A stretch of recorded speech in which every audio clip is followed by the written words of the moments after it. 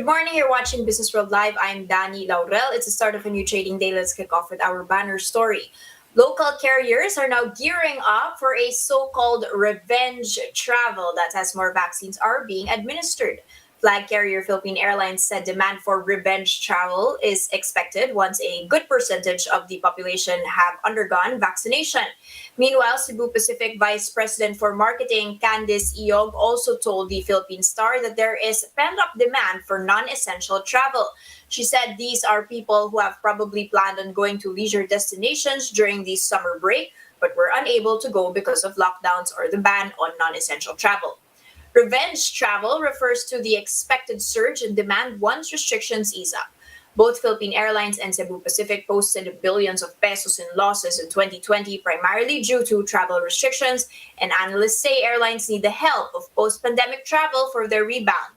PAL plans to densify selected planes to accommodate the expected soar in passenger demand for certain markets when the confidence to travel resumes, and this is seen to result in lower costs and improved margins. PAL will also simplify processes and maximize the use of digitalization. For its part, Cebu Pacific says it is coming up with ways to help speed up travel recovery by boosting travel confidence. Iog said the carrier will also add more flights as it sees an increase in demand. President Rodrigo Duterte wants unused Bayanihan funds to be used to pay for the quarantine expenses of Filipinos returning from abroad. The chief executive said it was the least the government could do to ease the inconvenience of being quarantined upon arrival in the Philippines. He said the tens of billions of pesos of untapped funds should be allocated to pay for the lodging expenses of returning Filipinos, adding that the DSWD and DILG should, quote, take care of that. Malacanang confirmed that over 18 billion pesos remains unused just from the second stimulus package, that is 13% of the total funds set aside for Bayanihan 2. Lawmakers have urged the executive branch to spend the remainder of Bayanihan 2, which expires on June 30th. Meanwhile, Budget Secretary Wendell Abisado said agencies can utilize the unobligated funds at the end of the month.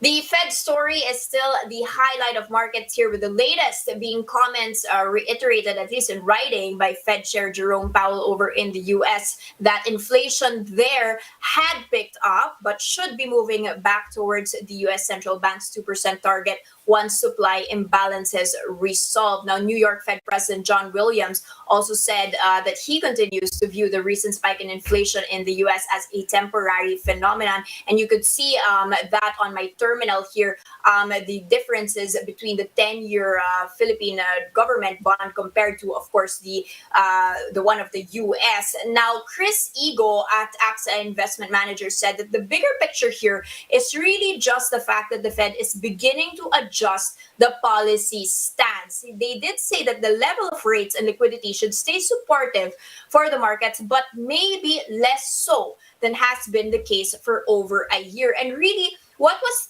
really affected here was the sentiment in terms of emerging market currencies. And I'm going to pull out the 1-month chart so you guys can see how the spot returns have actually been for the Asian basket. It's all in the red.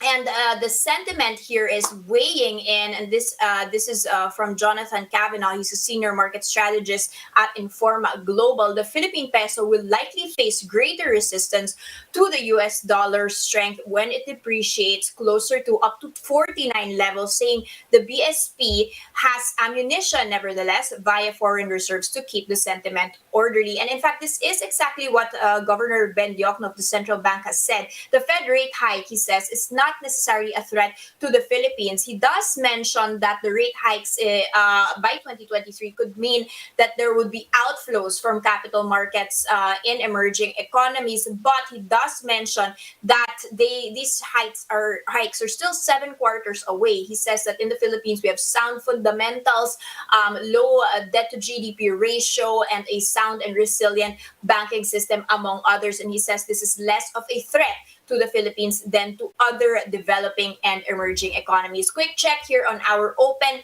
6840.88. So not back to the 6900 levels, but nevertheless strengthening up by 0.2%. Let's take a quick peek at the airlines since we had reported that in our banner unchanged for PAL, but Cebu Pacific down by 0.2%. And finally, just to close with one stock to watch, Wilcon Depot up by 30 centavos, so it's up by 1.6%.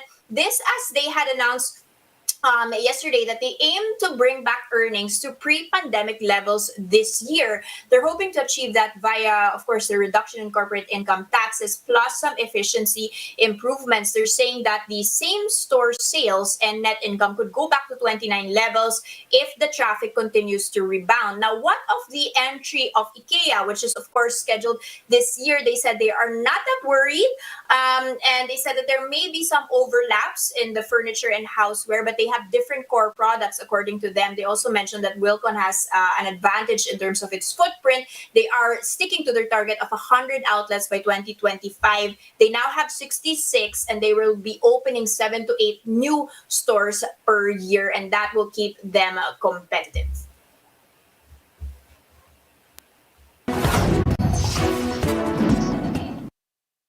Now let's check in on other headlines. We're keeping our eyes on the Philippines will likely achieve herd immunity by early 2023. That is despite the government's efforts to ramp up COVID-19 vaccine purchases. In its weekly monitor, a UK-based think tank, Pantheon Macroeconomics, said that with the relatively slow pace of vaccinations, early 2023 is the best chance for herd immunity the country can hope for. This even as the government recently said it secured 113 million doses of COVID-19 vaccines from 5 manufacturers. Pantheon senior Asia economist Miguel Chanco told the Philippine Star that the 113 million doses are only enough to fully vaccinate 50% of the total population. For the think tank, this is way below the 85% threshold that the country needs to contain the more contagious Delta variant.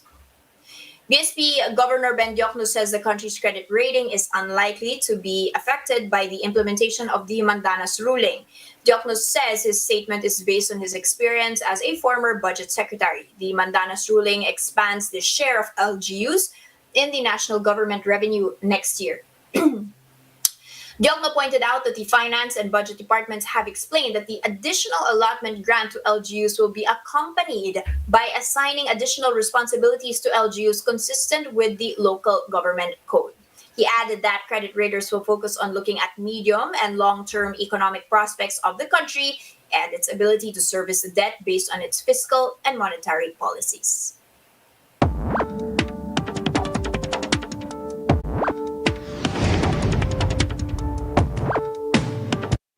The Department of Agriculture has been clear in their position that the pork supply shortage and worrying inflation is being arrested. Let's hear the side of those on the ground. We have with us today Rosendo So. He's the chairman of SINAG or the Samahang Industriya ng Agrikultura. Good morning, sir, and welcome po to Business World Live.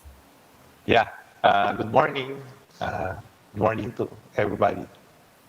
Sir, obviously you are lobbying against the lowering of import tariffs, saying that this is actually hurting the farmers on the ground. But the government is saying that this is necessary. It's temporary lang naman. For now, it's just going to be a one-year term, just so that consumers can have a reprieve. What other alternatives could you propose other than this?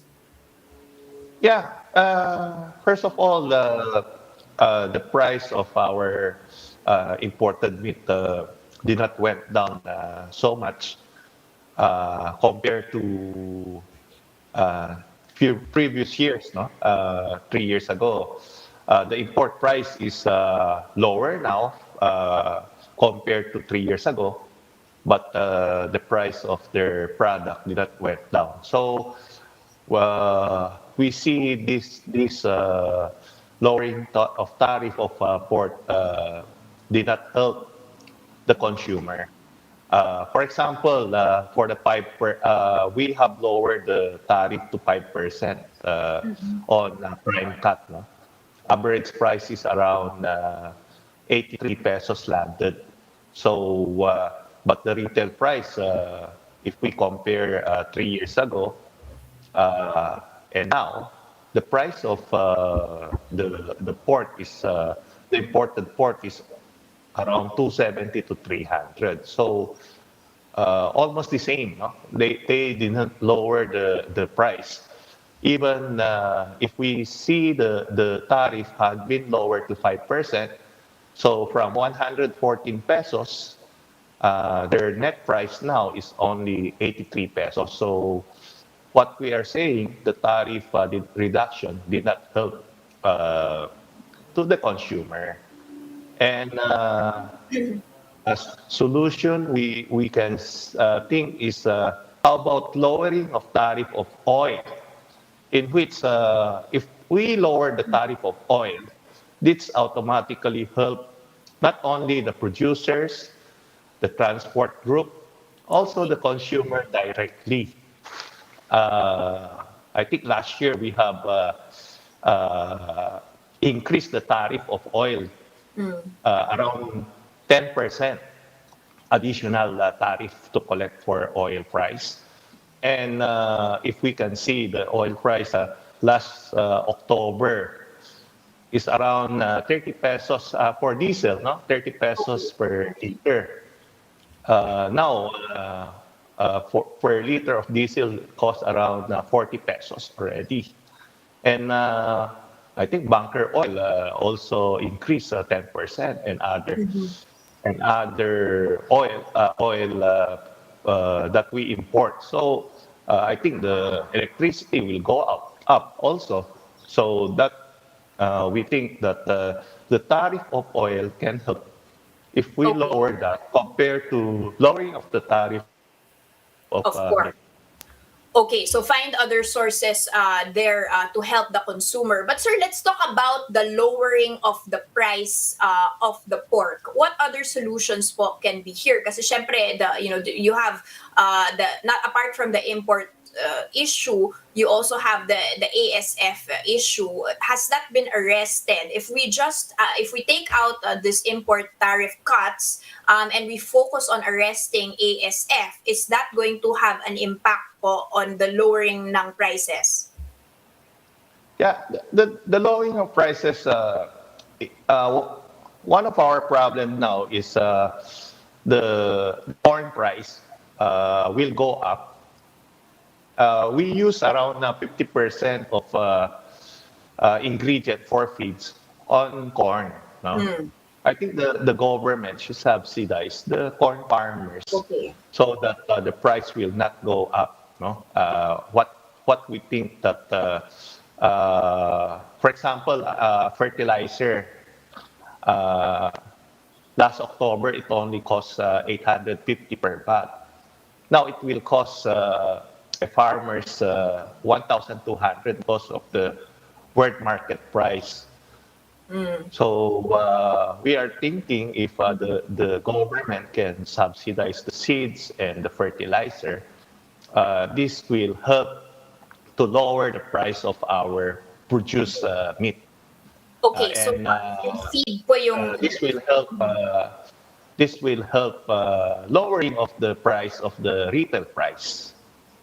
Okay. Sir, can you give us an update on the ASF situation? Has that been controlled? Are you happy with the government's response? There have been, vaccination testing there and some studies being done.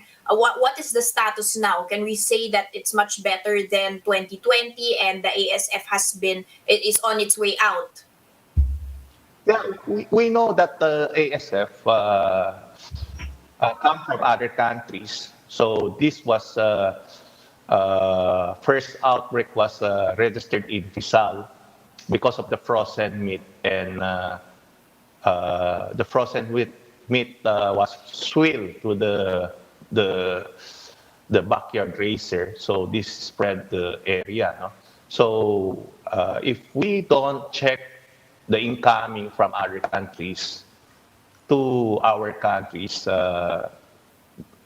we have a big problem. So Hmm. up to now, I think they are still not checking for the incoming from other countries. So we hope na they can check it already because we have filed a case in ombudsman they have to follow the Food Safety Act and check all cargoes that come in and get a sample so that to be sure that ASF cannot be transferred again, no, to other Okay. places. So yun ang Okay. tinitingnan namin.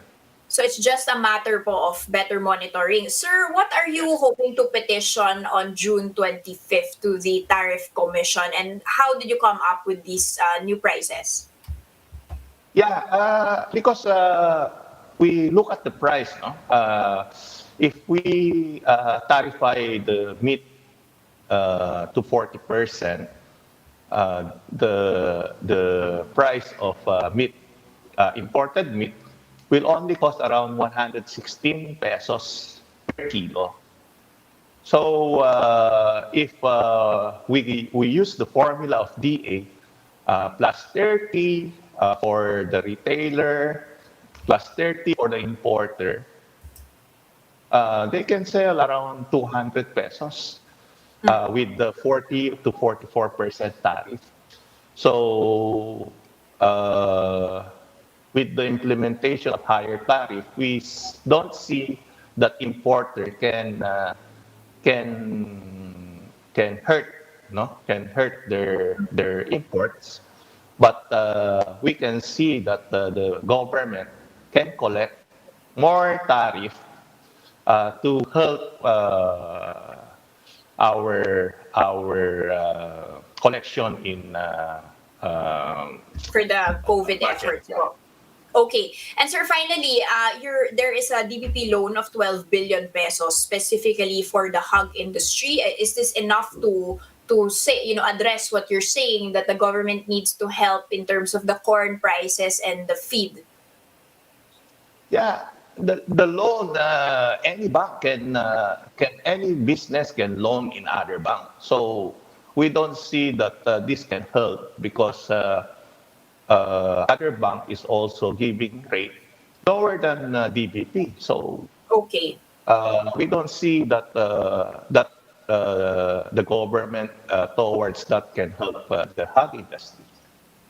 Kailangan talaga ibigay instead of just Ibigay, giving a yeah. loan, in your opinion. Kailangan ng mas mataas na budget. Okay. Thank you so much, sir, for all of those insights. And we look forward to hearing the developments, sir, after June 25th. Thank you. That was, of course, Rosendo So, Chairman of SINAG. And that's a first look into the business day. Today is June 22nd, 2021. Catch Business World Live for the market closes at 3:15 p.m. today. I'm Danny Laurel. Mask on, wash hands, stay safe, Philippines. We are One News.